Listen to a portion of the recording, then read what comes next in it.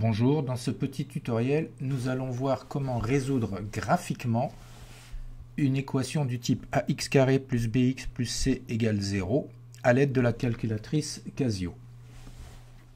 Alors ça peut être la graphe 25, la graphe 35, la graphe 90, ce sont les mêmes modes opératoires. On va prendre un exemple ici à droite, résoudre graphiquement sur l'intervalle -6, 6 l'équation x carré plus 3x moins 10 égale 0. On a bien donc une équation du second degré du type ax carré plus bx plus c égale 0. Résoudre graphiquement, c'est-à-dire qu'on va se servir de la courbe représentative de la fonction ici, x carré plus 3x moins 10, et regarder quand est-ce que cette fonction est nulle. Pour cela, on se rend bien entendu dans le menu graphe. Dans ce menu, on va saisir la fonction x carré plus 3x moins 10. On valide. Ensuite, on va régler par Shift Window ici la fenêtre d'affichage. Donc on nous dit bien qu'on est entre -6 et 6. Donc en x min, on a mis -6, en x max 6. Et on s'est servi du tableau de valeurs ici pour pouvoir déterminer y min et y max. Ceci étant fait,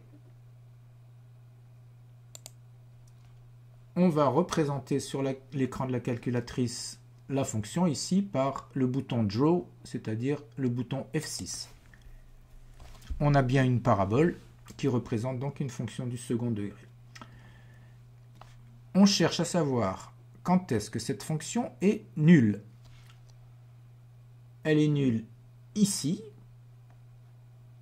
et là, c'est-à-dire au point d'intersection entre la courbe et l'axe des abscisses.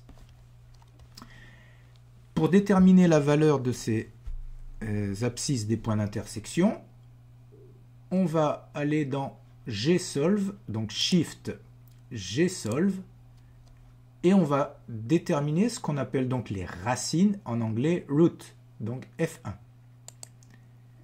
Première racine, ici racine, x égale -5. Donc la première solution de cette équation, c'est x1 égale -5.